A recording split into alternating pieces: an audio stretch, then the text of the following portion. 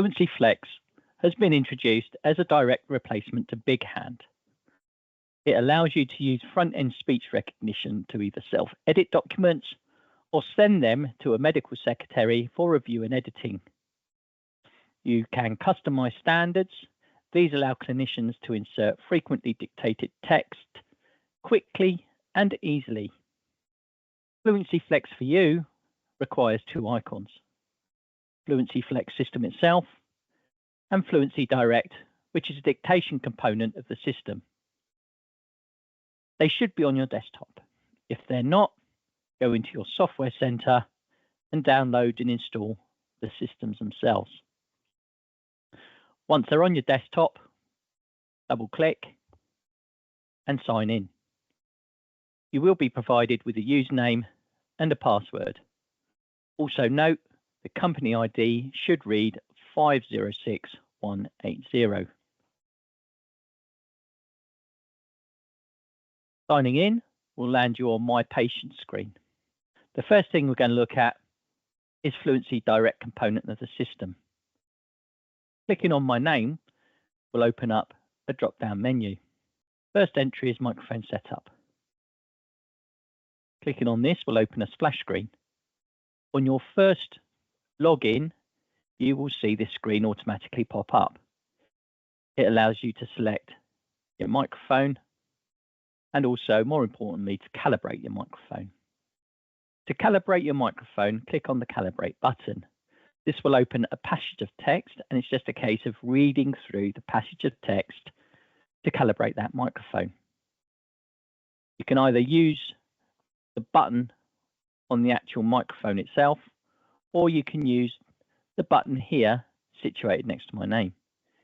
When it's green, it's recording my voice. Once you've finished speaking through the text, the OK button will be highlighted and the calibration will be complete. If you find the system is not picking up your voice, try to calibrate your microphone once again, i.e. click on your name, select microphone setup, and use the Calibrate button. Read through the text again. This may happen if you change rooms, the acoustics may be different, or the background noise levels different. You may need to recalibrate. If this does not sort your problem, click on your name and select Profile Training from the menu. This will take you through 13 small scenarios. Read through the text. Once you've complete, the issue should have been cleared. If you're still having problems, please contact the D&I service desk on 37000. So what else is available on this menu? Next entry will be speech box. This can be used to record text that's not necessarily used in Fluency Flex. If you're required to dictate an email, for instance, you can use this box to record the information and then import it into your email. Next entry is your dictionary. If you find that Fluency Flex is not picking up a particular word, whether it be a name, a location, a medication, etc., you can use any one of these titles. The name Southern is not being picked up when I say it, which is a person's name. I can add it to my dictionary. All I have to do is click Add, type in the word, and as you can see, I've got a phonetic pronunciation underneath. If it still is not looking correct, hit Change, record pronunciation, Southern. It got it that time, so I'm happy with that pronunciation. I can hit OK, and then I can save it to my dictionary list. So the next thing on our list is commands. Not only can I dictate and record specific information about our dictation, I can use commands to control how the system works. The system has got a number of built-in commands. However, what I can do is insert my own commands. Again, it's just a case of hitting Add and then putting in the command I wish to add to the system. Next, abbreviations.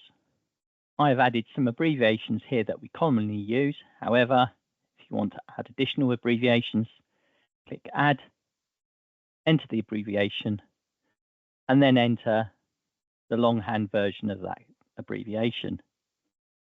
When I dictate the abbreviation, it will type out the replacement in the dictation itself. Next on our list, device button mapping. And again, I can determine what buttons do what action on our microphone switches. Medical specialty.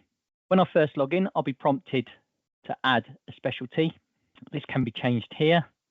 If you require a second specialty, please call IT on 37000 and they will be able to add that specialty for you. Formatting is how you wish to see specific dictated text. So for instance, time can be formatted in AM and PM, 24-hour clock, and 24-hour clock with hours. Next, help and online training resources. The online help is vast. Open the help and conduct your search to find the information you require. Videos are also available. Finally, we have sign out and quit. Let's move on to Flex itself. When you do log on to Flex, you will automatically land on My Patients. These are patients you've recently interacted with. Next is My Schedule. Unfortunately, as this is a training environment, My Schedule does not work fully. However, for you, you can add a schedule, i.e. a clinic, using your clinic code by using the little plus button here. Hitting the button will open up a search dialog box down the bottom. Type in a percentage, then your clinic code, exactly how you see it on the top of your clinic sheets, followed by a percentage sign. Hit the magnifying glass. The clinic will appear here. Select it, and it will populate this calendar with gold blocks. If my clinic was for today, click on today, it's already highlighted, and it should automatically populate this screen with your patients that look like this. In addition to this, they will have a little time here denoting when they should arrive for your appointment. Next one is patient search. I can search for a particular patient here. I can use a hospital number, NHS number, which is the preference, first name and last name, or an encounter number. We're going to use a hospital number.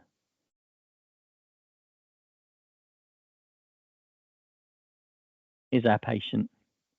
Notice the hospital number is highlighted. If I need it to change it to an NHS number, when I've typed the number, select NHS number, and as you can see, it automatically changes with the numbers, with the dictation in the grey. We're going to leave it as hospital number. If necessary, if it's not associated with a clinic, I can select no encounter, and it'll open my create document screen. Next is document search. Again, I can use patient information. I can use date information. If I have it, I can use a document ID. We'll talk about to do a little later on. For now, I've got a patient and I'm going to select no encounter. This has taken me once again to the create document page. I have 3 templates available to me. You may have more, you may have less. I'm going to use the training clinic letter here. Opening this template presents me with a number of headings. Again, your templates may look different without these headings, or you may have more headings. Depending on what your service line has dictated to us what you need. To do my dictation, I have to have my cursor in one of these little brown boxes, and here it will dictate correctly and record correctly on my letter. Up the top, I've got a number of top level buttons. First off, cancel. That would discard all my changes to the document. Print. This does not necessarily print, but it allows you to preview how the letter will look once the dictation is completed. Here's my letter. These little ats represent empty fields. Send to MT. So once my dictation is completed, all I need to do is send to MT or my medical secretaries, and they will conduct a review and edit of the dictation. Save is literally that. If I run out of time and cannot complete the dictation, I can save it and it will save as a draft format. Finally, sign. It's advised that you send to your medical secretaries before you sign a document. We'll talk about sign in a moment. Over here, I've got some icons. So the top one is my patient details. This shows me all the details of the patient associated with this dictation here. If I find that the dictation does not match the patient, what I can do is I can search for a patient using an NHS number or hospital number, and then I can associate this patient with this dictation. Next is my document details. Two things here. First off, stat. In this instance, stat means urgent. If I tick the urgent box, it puts a red annotation down the left-hand side of my screen. I can also turn the stat indication off using this icon. At the moment, it's showing an urgent. Now it's showing a standard letter. Also, I can send a note to my MedSec. Patient requires the leaflet. Please enclose. Now my MedSec should receive that down here on their copy of this dictation. Next is my addressees. I'm allowed to one primary addressee. In this instance, it's my GP surgery. And I've got my carbon copies here. If I wish to add an additional addressee in the carbon copies, all I have to do is hit that plus button and then search for the person I'm looking for.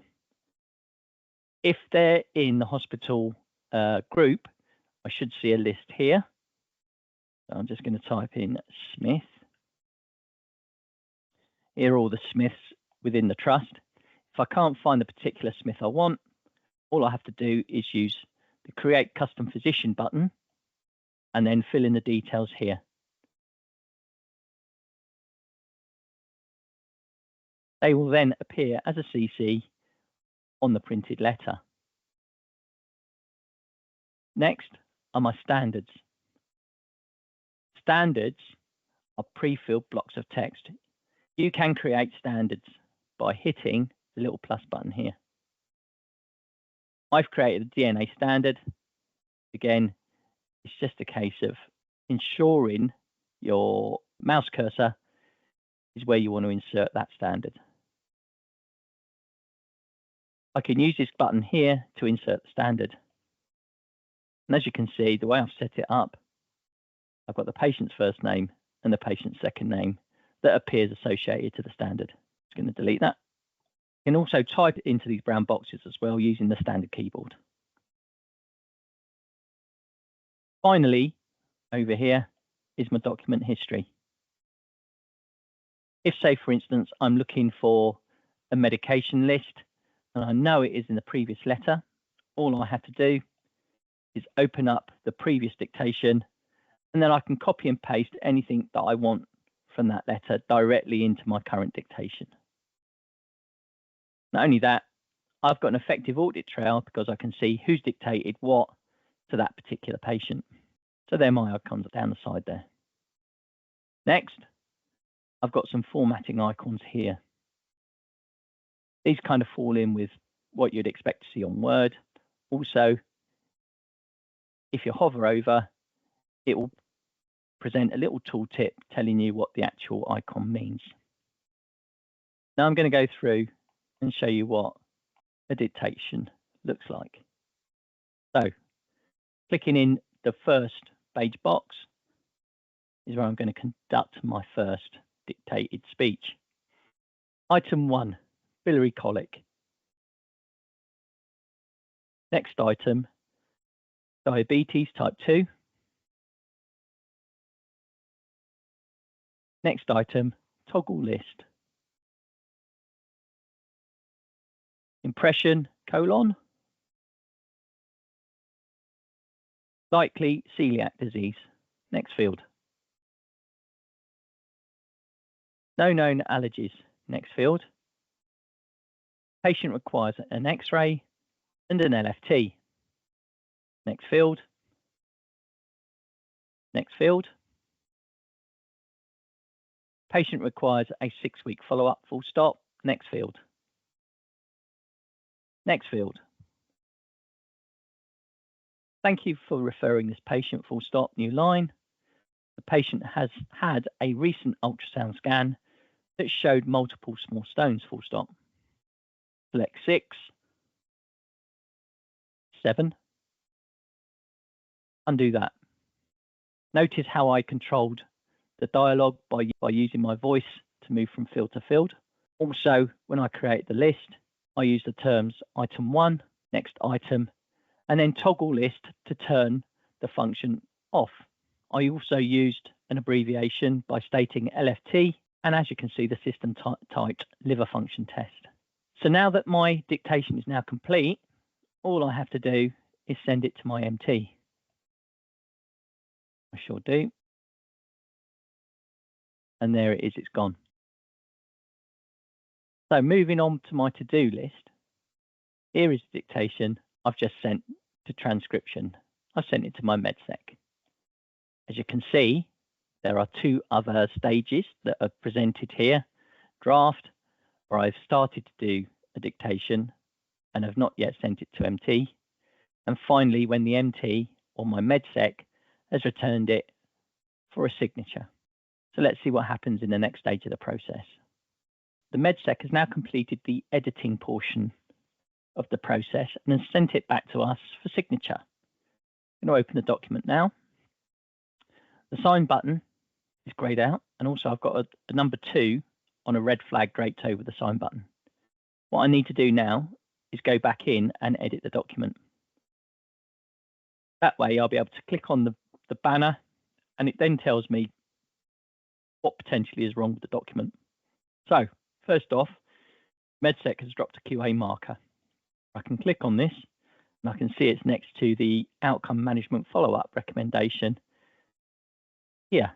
What I can do is then look at the unactioned note, and they have sent back, sure, it's 6 weeks, not unusual 8 weeks.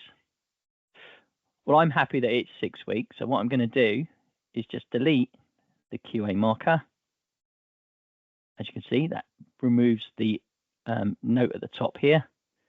And also, I'm just going to delete the message from the MedSec from the note here. Again, that removes all the potential problems from the document. All I then have to do is hit sign. Spelling and grammar checks are now being completed. And then I can see that on my to-do list, I've got a new entry called recently signed. This gives me approximately 3 minutes before it fires off to the GP via Docman. If I think of something that needs including within that 3 minutes, I can double click and select recall, and then I can edit the document. As you can see, the other stages are displayed on my to-do list. So awaiting signature, draft, sent to transcription. Also, I've got a little heads up display here. This is always displayed. I can keep an eye on this to ensure that I'm not behind with anything that I need to sign or any drafts I have to complete. Finally, we've got a little menu up here. If I click on that, I can see some view help information. I've got a report problem entry. It's advised that you do not use this. If you do have a problem, contact the DNI service desk on 37000 and report your problem. If they can't resolve it, then they can report it to Solventum on your behalf. There are additional entries here, general options, how you see the editor screen, DVR devices, hardware devices, integration information, and FVM is an entry that we don't use. To sign out, click on your name and exit the program.